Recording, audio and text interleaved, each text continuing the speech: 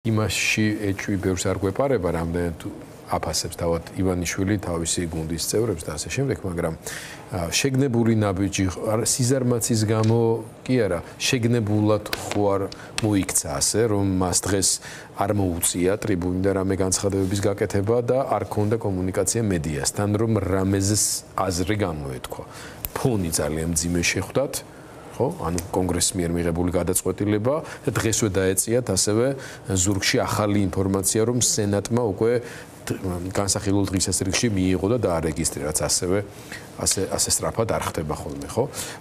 თქვენი აზრით რატო არ გამოვიდა სიტყვით? რატო შეინარჩუნა დუმილი?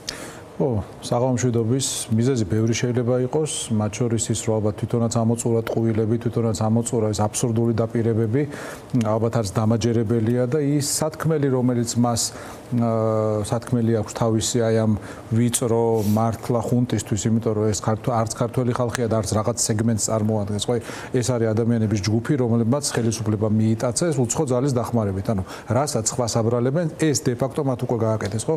და ამ სათქმელს ეუნება დახურულ კარს მიღმა, ეუნება რომ აი თქვენ გექნებათ შავი ფული, თქვენ გექნებათ პირადი ხეირი, თქვენ გექნებათ ის, რასაც ვერასდროს ვერ წარმოიდგენდით, მაგრამ იყავით ჩუმად და იყავით მორჩილი, ხო? ეხლა მაგალითად ამ მეგობარი აქტის მიღების შემდეგ უყურებდი და ისეთი ხალხი გამოდის, რა ვიცი, ხა არავისთან არ მინდა რომ არავის არ მინდა შევარწყოთ მივაყენო, მაგრამ ხო არის ეხა პოლიტიკაში მოდიხარ და რაღაც პოლიტიკური წარსული გაქვს, რაღაც გზა გაგივლია, რაღაც სიტყვა გითქვამს, რაღაც ცხოვრებისეული კვალი დაგიტყვია, ხო და არიან ადამიანები, რომლებიც უბრალოდ საიდანღაც გაჩნდნენ და უცებ გვეუბნებიან, რომ ვილსონი თურმე არ ყოფილა კაი ტიპი, ან ის 359 კონგრესმენი, რომელსაც ხმა მისცეს, ხო? ეს არიან ადამიანები, რომლებიც უარყოფითი გადარჩევის გზით, აი ძალიან ბოლშევიკური მეთოდით ივანიშვილმა გადაარჩია როგორც უსიტყვო შემსრულებლები და აი მე პატივს ვცემ აბსოლუტურად იმ იდეას, რომ იფიქრონ, იმიტომ რომ ივანიშვილს კიდე აქვს და ამათ არაფერი, ამათ ისედაც არაფერი არ აქვს. ესენი არიან იდეალური ბოდიში, მაგრამ აი ფაქტიურად სხვა რა გააჩნიათ მერიტოკრატიულ დემოკრატიულ საზოგადოებაში. სახელებდა გვარებიც არ ვიცი, სხვა იმ კომენტატორების, რომლებიც ახლა ბოლო 2 დღის განმავლობაში ამ თემაზე საუბრობენ ოცნების სახელით, ხო? რას გააკეთებდნენ ისინი? ვისი სახელით ილაპარაკებდნენ? რამდენი ფული ექნებოდათ, რა ქონება ექნებოდათ? ეხლა ხო ერთიც აქვს, მეორეც. ამიტომ სამწუხაროდ ამ ადამიანების მიმართ მე მაინც არ ვარ ოპტიმისტურად განწყობილი, რომ ისინი რაღაც სინდისის ხმას გაიგონებენ თავის თავში და სწორნაბიჯს გადადგამენ, მაგრამ ერთი წუთით მინდა დაუბრუნდე იმ ვიდეოს, რომლითაც თქვენ დაიწყეთ გადაცემის ეს ბლოკი. დავიწყოთ იქიდან, რომ ამავე გადაცემაში რამდენიმე დღით ადრე სტუმრად ყავდა ბატონი კახიშვილი. ამ წამყვანს და ეს კახიშვილი მოთქვამდა, ხო, რომ თურმე სულაც არ ყოფილა ასე, რომ ფეხზე კიდიათ ჩეროში არიან წამოწოლილი და ყველაფერი კარგად არის და ძალიან ტკივათ ეს სანქციები. ჩვენ ყველას გვახსოვს, როგორ დარწმუნებულები იყვნენ და ერთმანეთს არ წუნებდნენ იმაში, რომ არნაირი სანქციები არ იქნება. მერე როცა სავიზო სანქციები დაუწეს, ეს დიდი ამბავიო და ეს სავიზო სანქციები ვის აინტერესებსო? ეხა სავიზო სანქციებიც არის პერსონალური სანქციები, ფინანსური სანქციები და ძალიან მძიმე მდგომარეობაა, როდესაც ისინი შეეცდებიან აი ეს გაყიდონ როგორც წარმატება. როდემდე უნდა იარონ მხოლოდ თურქმენეთში, როდემდე უნდა გადაიღოს ფოტოები ჩვენმა ეგრეთ წოდებულმა საგარეო საქმეთა მინისტრმა, სინამდვილეში ივანიშვილის და ოცნების მინისტრმა, რა ვიცი, თავად აფრიკის ფონზევე მეორე და მესამე ხარისხოვან სახელმწიფოებთან ზომით და გავლენით თუ ვიმსჯელებთ, ხო?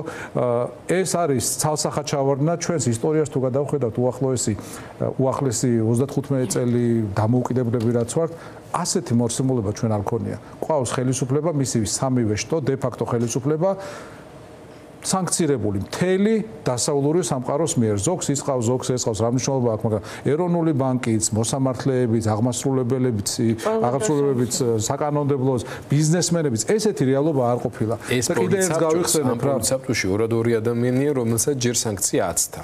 რიგში დგანან ალბათ, და ერთ გავიხსენებდი კიდე. ვინ არის ეგორი?